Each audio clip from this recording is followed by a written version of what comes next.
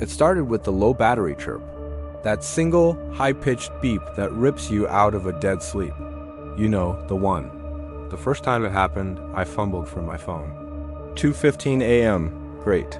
I dragged a chair into the hallway, popped the cover off the smoke detector, and yanked the 9-volt battery.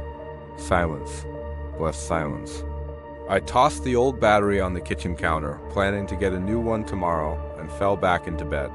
The next night, I was dreaming of something. I don't remember what, when I was jolted awake again. Beep. I sat bolt upright. But how? I took out the battery. I checked the counter. There it was, lying next to the salt shaker. I got up, my heart doing a little tap dance against my ribs. I walked into the hallway and stared up at the ceiling. The little plastic disc was silent. Maybe I dreamed it. But as I stood there, listening to the house settle, it happened again. Beep. Except it wasn't just a beep. There was something else in it. A texture, a resonance that sounded wrong. It was almost like a word, distorted and clipped. I stood there for what felt like an hour, waiting. Nothing. I finally gave up and went back to bed, blaming it on a sleep-deprived mind playing tricks on me. The next morning, I bought a new battery, a whole pack of them, just in case. I climbed up on the chair, popped the new battery in, and closed the cover. The detector gave a single, solid chirp. Test complete. Good to go. I felt a sense of relief wash over me. Problem solved. But that night, it started again. Beep. This time, it was clearer. It wasn't just a noise, it was a voice. A raspy, electronic whisper. And it said one word, cold. I froze. The air in the hallway suddenly felt frigid. I grabbed a blanket from the linen closet and wrapped it around myself, my eyes fixed on the smoke detector. I waited. 10 minutes later, beep. Here. This went on for a week. Every night a new word. Always between 2 and 4 in the morning. Beep. Lost. Beep. Dark. Beep. Alone. It was like a game of supernatural hangman, and I was the only player. I started sleeping on the couch, closer to the hallway, just so I wouldn't miss a word. I know, it sounds insane. Why didn't I just rip the thing out of the ceiling? I don't know. Part of me was terrified, but another morbidly curious part of me had to know what it was trying to say. I tried telling my friend Mark about it. He just laughed. Dude, you're losing it. It's just a faulty wire. You're probably dreaming it. He told me to get more sleep, maybe see a doctor. But I knew what I heard. You can't dream the same thing every night with such chilling consistency.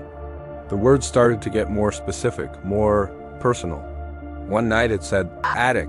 My blood ran cold. The pull-down ladder to the attic was right next to the smoke detector. I'd lived in this house for 3 years and had never once gone up there. The previous owner, an elderly woman, had passed away in the house.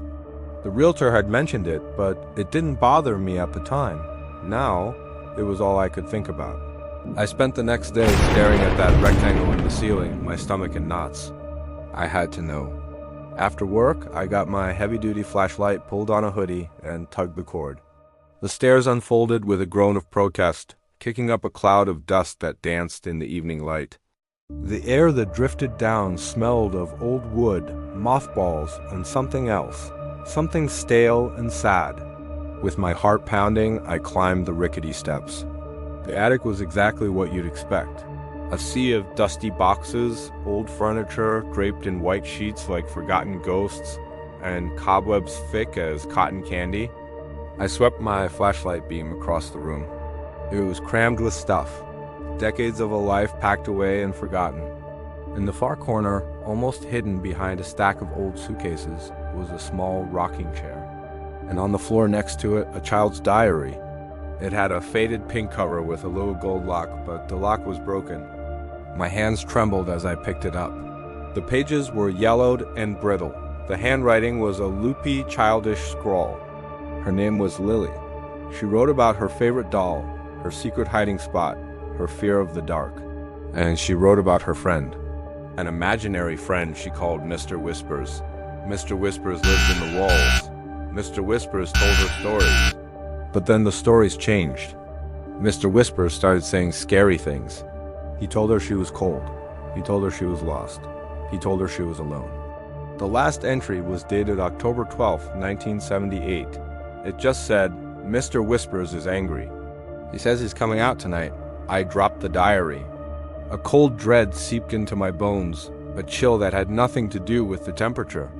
I scrambled down the ladder, slammed the attic door shut, and leaned against the wall, trying to catch my breath. I had to get out. I needed to leave. But I didn't. I couldn't. It felt like I was part of the story now, a story that wasn't finished. That night, I didn't sleep on the couch. I sat on the floor in the hallway, my back against the wall, staring up at the smoke detector. I waited. The hours ticked by. 1 a.m., 2 a.m., 3 a.m. The house was dead silent. Then, at 3:12 a.m. exactly, it came.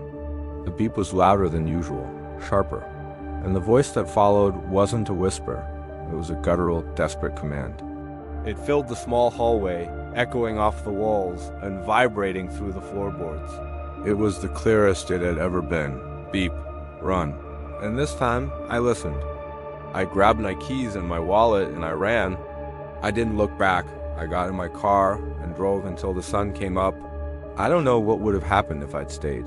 I don't know what Mr. Whispers wanted or why he finally decided to let me go. Maybe he just wanted someone to hear his story, Lily's story. Maybe he was warning me. Or maybe the game was finally over. I'm telling you this from a motel room 3 states away. I'm never going back to that house. Some questions are better left unanswered.